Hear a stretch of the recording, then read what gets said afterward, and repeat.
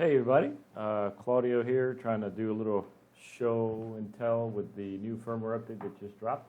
Just going to do a little walkthrough for the new users that are starting up with the Valeton GP200.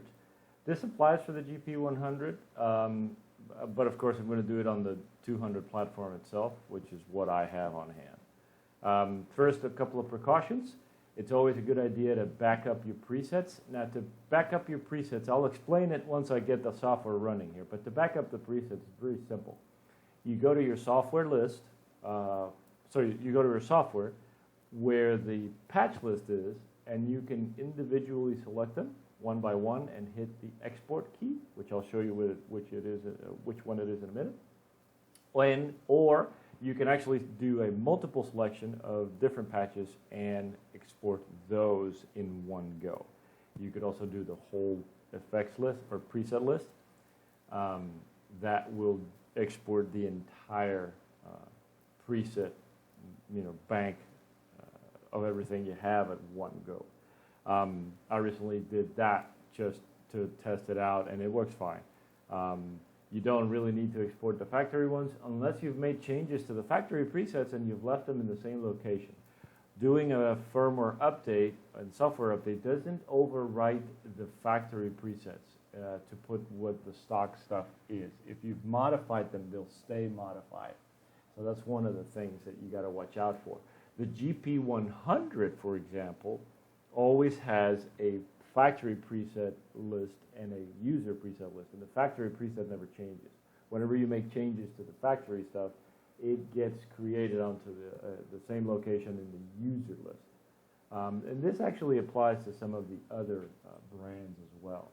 But with the GP200, you don't overwrite anything on the factory presets that came with it. If you overwrote them and you want to put them back to stock, you'd have to perform a factory reset to the unit. And if you back up all your presets, you can actually do that. If you don't, watch out, or you'll lose your custom stuff. Anyway, let's get started. So when you start with the software, you get this screen, and no matter what version it is, it'll show you up here what you've got. So the previous version was 1.3.0, which we had probably around April, if I remember correctly, or March. And minor updates to the GP200 line, but this new 1.4 packs a good number of new things that Valeton has honestly been listening to our request, and this is a good thing because even though it's taken them a while to get up here, it's a great show of them to be listening to people's requests. One of the main requests that always gets tossed around in the groups is the whammy, and we finally got the whammy. And I've seen a couple of guys test this already, and it sounds awesome. So, first thing we'll do is we start up or turn on our GP200, and one thing I need to mention is now, did you guys see that? I got a bit of a request timeout. Interesting. There it goes again. Sometimes it happens. I've had a couple of issues with my cable, but I have to admit that the new software does boot up a lot quicker than the 1.3 and earlier. So, when you start the screen, this is what you get first. This is the basic layout. You've got your signal chain. One mention that this is something that I do have to check, just a little note here. I have found that if the volume block is set here in the end, like the default blank patches or blank presets, or most of the presets in the unit, if the volume is here, and this was in a previous version, I have to check this version. I'll make sure to check it before I make any reports to Valeton. But if the volume pedal is anywhere but here, there is a bit of an issue, not an issue, but there's a bit of a fade-in effect that the pedal instates in your signal. So when doing preset changes from preset to preset or from bank to bank, you get a slight fade-in effect for the switchover, which isn't noticeable if you put the volume pedal here. if you put the volume pedal here, there is no fade-in effect, and you actually get about a 6 or 7 millisecond gap between presets, which is imperceivable on the live scenario. You could possibly pick it up in your room or in a quiet environment or listening through headphones, but it's really negligible. So just as a tip, I always keep the volume pedal in the front next to the wah. I know a few people want to put it at the end of the chain or something like that, but personal preference of mine, volume pedal in the front, and it eliminates that little fade-in effect, which actually makes the switch between presets a hint more noticeable. I'll do a test of this once I get a chance here and report back on the groups. So moving on. Once you're in the main page here, the thing to do is you go into the little wrench here, which is where the global settings window is, and then this window has all your parameters for setting up the type of input you got on the unit, which is either an acoustic guitar, electric guitar, or line. Some people can use this with a microphone and use the reverb effects or delay effects with a microphone, which is neat. You also have your input level, which is another thing to mention here is there's a lot of spots in the software and in the unit where volume can be influenced. Some people complain that they have a preset, it works great, they switch over to a different preset, and it's either clipping or it's too low. Volumes, preset settings, all that stuff has to be done on a preset by preset basis. So you have to go into your global settings and make sure the input level is nominal for your instrument, your specific guitar. Because obviously you can tweak that from the get-go. You have your USB audio settings going into your desk or your monitor or your PC or your DAW. You have the options to go wet, dry on left and right. The auxiliary input through the USB, which is nifty because you can put your cell phone in the Valeton, send the Valeton to the PC with a USB, and of course listen to the headphones and get your cell phone audio going through your headphones at the PC end. So which is nice. That way you can also record. This is what's in the options, the 2x2, the 2x2 channel options for the USB. The auto cab match functionality gets you the software automatically selecting the right cab for the amp, which is nice. Some people want to keep the same cab and switch over, so you just turn this off so that doesn't automatically assign. Display, device display, I personally prefer my signal change. You could do the patch number or you could do the foot switch assignments. I personally like to see the little effects on and off on the screen, but that's my personal preference. Foot switch assignment. I'll go over this here before I get to the update part, but Valeton has given us 8 foot switchable or foot switch control options now. So now you can have up to 8 different combinations of effects within one patch. Now this is not scenes. It's worth mentioning that, for example, in other devices like the Line 6 Pod Go, you have scenes which allow you within the same patch, you have 4 different completely independent settings that you can run within that patch. This reduces the switchover gap between presets, which again, in a live scenario with the music and the band and the crowd and everything going, you don't hear it, especially if you get used to pressing your foot switch, optimally to switch over so that the gap is, just non-existent or not perceivable. But the scenes allow you to have different settings. Our control options don't let you change any settings. It's just turning effects combos on and off. And now you can use all 8 foot switches to achieve this, which is really nice. You also have your external foot switch programmable option, which you can turn it into a dual foot switch, which is 2 buttons to get 2 extra foot switches, so that'd be 10 in total, or just a single, or another expression pedal. Global EQ, very important if you want to get a bit more flexibility from your tone.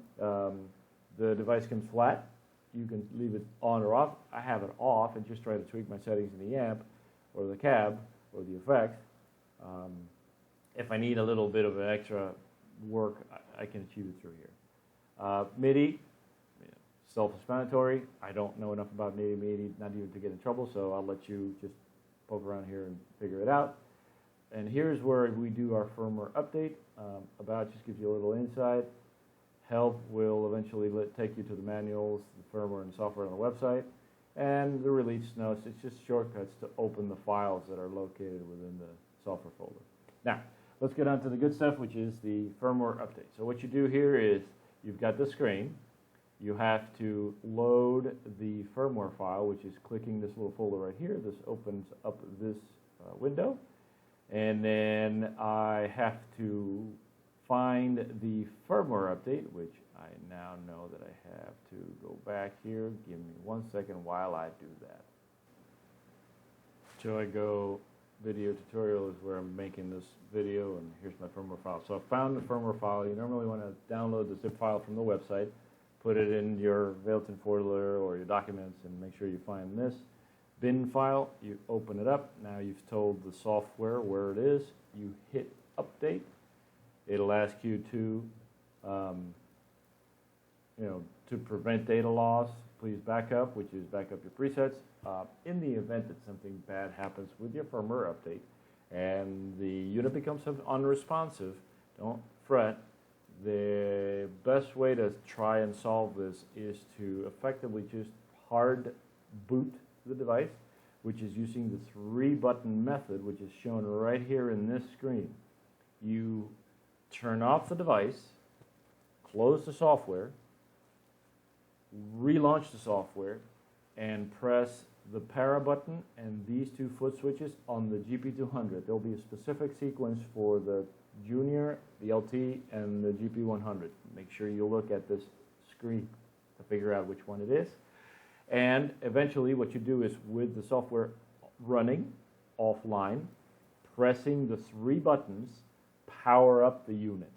Once you power up the unit, it'll go directly into firmware update mode, and it'll show that on the screen and on this on the software screen. It's in software update, firmware update mode. That'll let you run the firmware update straight away without booting the unit if it's got any issues going on, if the firmware didn't go through okay, or if it's not working right.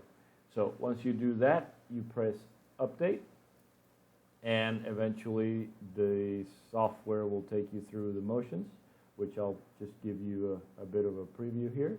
Now, warning, it warns you again, if your presets aren't backed up properly, just don't fret. Make sure you've backed them up beforehand. Cancel this operation. Go back and back them up like I showed you. One thing to note here, to back up or connect to the unit, use the software that you're running firmware for.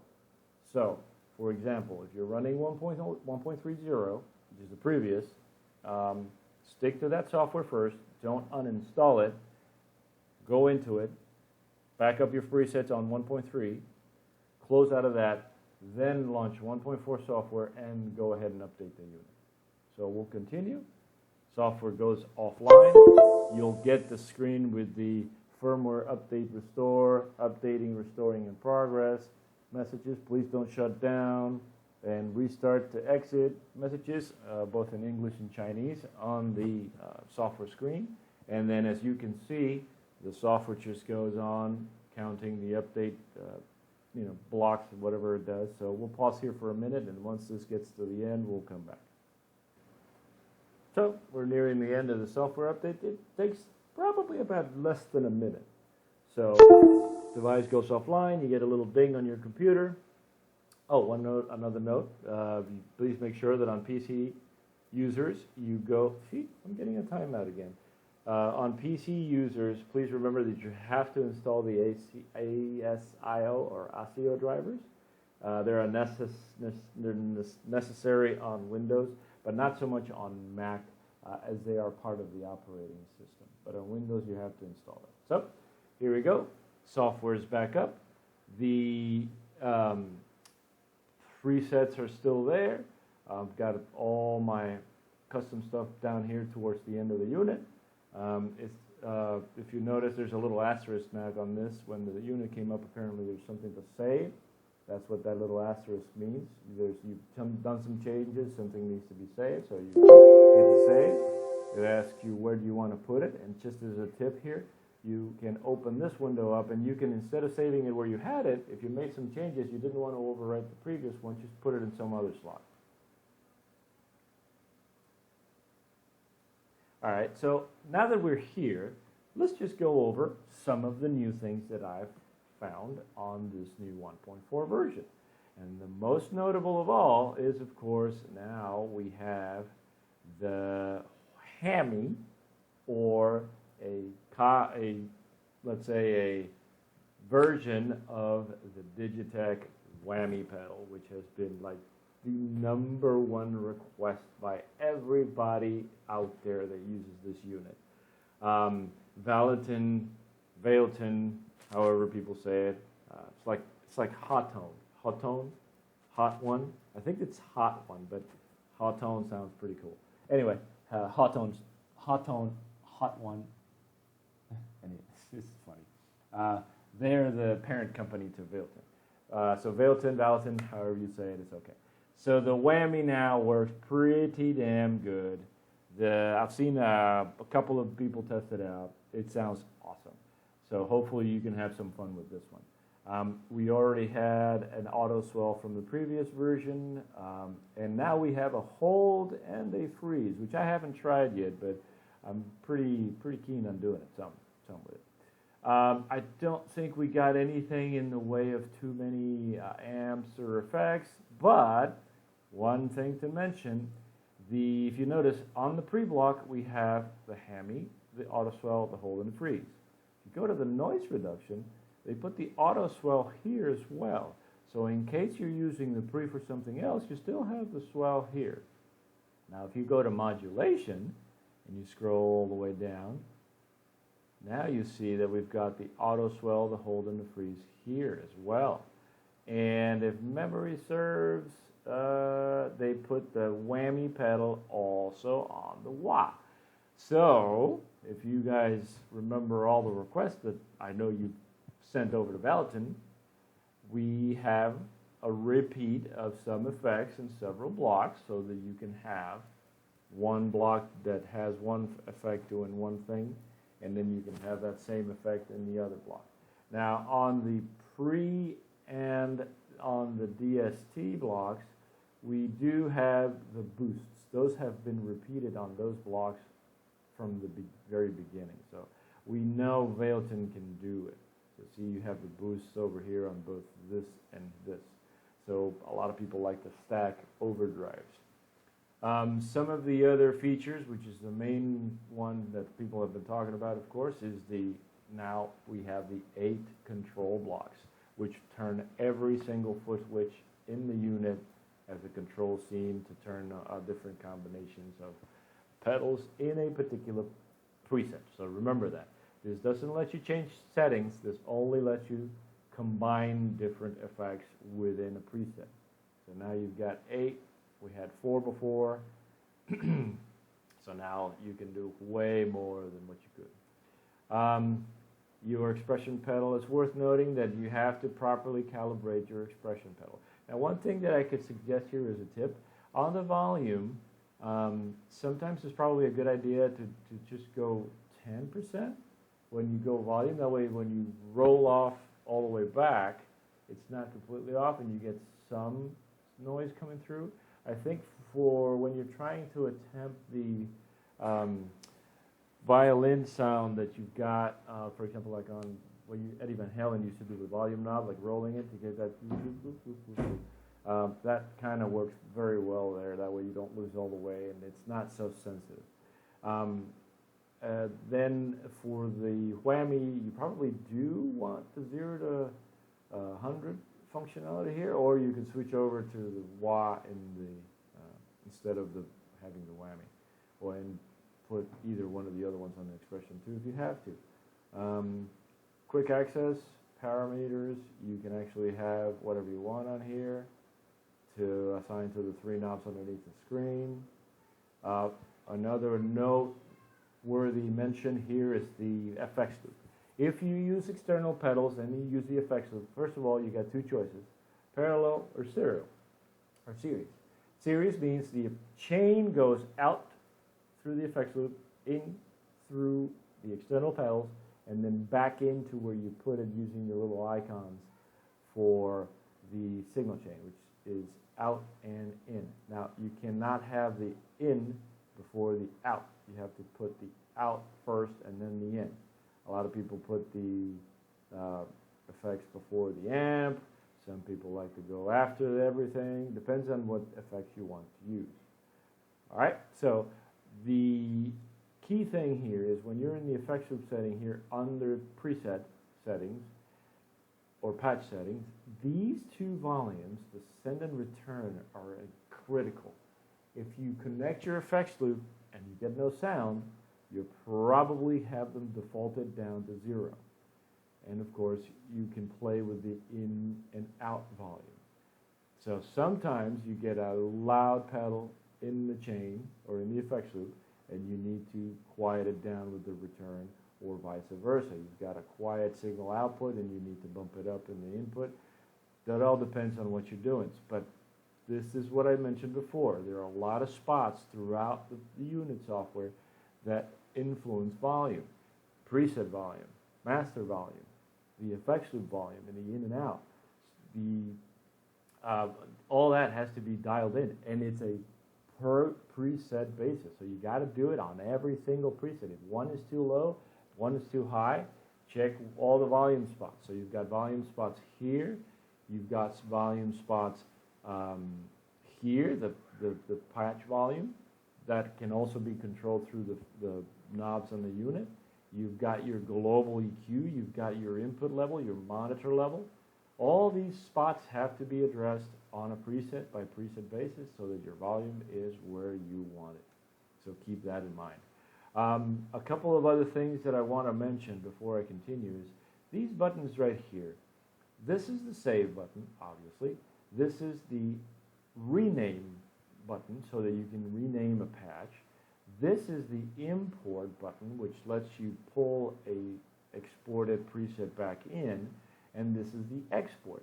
Now, I mentioned before, you can select multiple presets or just one preset, hit the export button, and it's going to ask you where do you want to save it. Oh, first of all, it always asks you to save it. Remember the little asterisk? You made some changes, you moved around, you clicked around. You have to save it before you try anything. So, export patch, you want to export. You hit OK. It asks you where do you want to export it. I've created myself a documents, Valeton presets folder. Here's where I dropped them. You won't see anything in here, even though you have files. Don't worry. It's just asking you to select a folder. You click OK, and then automatically that tells you export success. And the same goes if you want to send a bunch of them at the same time or all of them at the same time. All right, so that's the different buttons that you have up here. This will let you move the patch to the end, move the patch to the beginning, move the patch one down, move the patch one up. It lets you reorganize your patches. Now you can also click and drag, so that's pretty neat there. This little box right here lets you kind of give yourself a little more info on what the patch is about. If you've got an oddball name, or you can say, well, this is my generic. This particular preset originally is named, I believe, For the Love of God, or Love of God. I renamed it to Passionate Vi. Vi is one of my favorite guitarists, of course, and Passionate Warfare is his all-time most awesome record. And that is actually a pretty good preset. It's from the factory, and it does got the Vi sound pretty damn good nailed. So, for example, I could do Steve Vai, it's rock, worth noting, For the Love of God song, whatever, tone, whatever you want to do there. And then, of course, you've made changes, so now make sure you save your notes, save your preset, and boom, Bob's your uncle. You click back, oh, and there it is. So, a couple of other things that you got, load IRs. another noteworthy mention is now, if you go to the cabs, scroll down to the IRs, one of the most fantastical features that you'll see is we can now rename IRs. Now, no more confusion. Where did it land? Where did I put it? Da, da, da, da. Import, rename, delete, bingo. Now you know exactly what you've got. Import works just the same way as it would with the presets. Another mention here, the parameters or the specifications for your IRs for the Valeton have to be 1024 samples, 24 kilohertz, 24 bits to 44.1 kilohertz. And the length of the IR file or the wave file needs to be between 0.250 or 0.25 seconds and half a second. So a quarter of a second, half a second long, that's what IR formatting needs to be. 24 bits, 44.1 kilohertz, 1024 samples between 250 and 500 milliseconds, or a quarter and a half a second long. That's what they need to be. If you load an IR in and it's not formatted that way, you won't get any noise coming out of the thing. So that means your IR is not compatible, it has to be the right format. I don't know off the top of my head if you can take a higher sample IR and drop it down to the 1024, and convert it. I think that would influence how it ends up sounding. I think it has to be captured properly in order to work right. So I don't know if you want to take a higher quality IR and drop it down and turn it into what this works with. I think it's my own personal opinion, but I don't quote me on that. I guess that's it for now. You guys can freely set effects anywhere you want to in the chain. Plenty of effects, plenty of famous effects. I encourage everybody to spend time with their units instead of getting presets from people. Get to know how the settings work in this unit versus the original one. There's tons and tons and tons of channels on YouTube of people reviewing gear, reviewing pedals, reviewing old effects. Just listen to that. Listen with earphones so that you get a good reference point to what a particular gear you want to emulate sounds like. That pedal show is a great platform. The JHS show is a great platform. Leo Gibson, by far the greatest reference for all these modelers. His channel is fantastic. He's got a boatload of info, a boatload of comparison. He tests almost every unit that comes out. That's one of the premier channels to watch for this kind of stuff. But just play with your unit. I've sat down to just mimic what I hear, take the effects back and forth, try to remind myself what an old Boss CES2 chorus sounded like, or a CS3. I used to have those when I was starting to play guitar back in the 90s. Yeah, I'm a little old. So I kind of know my way around how the thing should sound. But these boxes, obviously, are meant to be a hint more flexible, a hint more versatile, so the settings won't line up. So, like, one of the things Leo does is put everything at noon on the amps, and sometimes they get close. Sometimes they're a little more off. Sometimes you have to really tweak them. But that gives you a good idea of what you're looking for. Now, the most important thing I need to mention here is you will never, ever match the thing to an album sound 100%. Why? Simple. An album's tone, even a live one, has gone through many, many different devices that you just don't have in the chain. Not to mention the fact that it's going through a mixer, it's going through other amplification, it's going through different wiring, it's in a different venue. Your room is not a concert hall. All these things need to be considered when you're chasing tone. You can't just say, oh, it doesn't sound like the original. Well, you can get close, real close, if you just put the effort into it. My name is Claudio, C-Tuning. See you on the forums, and hopefully I can put some more videos together, hardware and what these things can do. Maybe I'll try to play a little bit badly for you. Have a good one.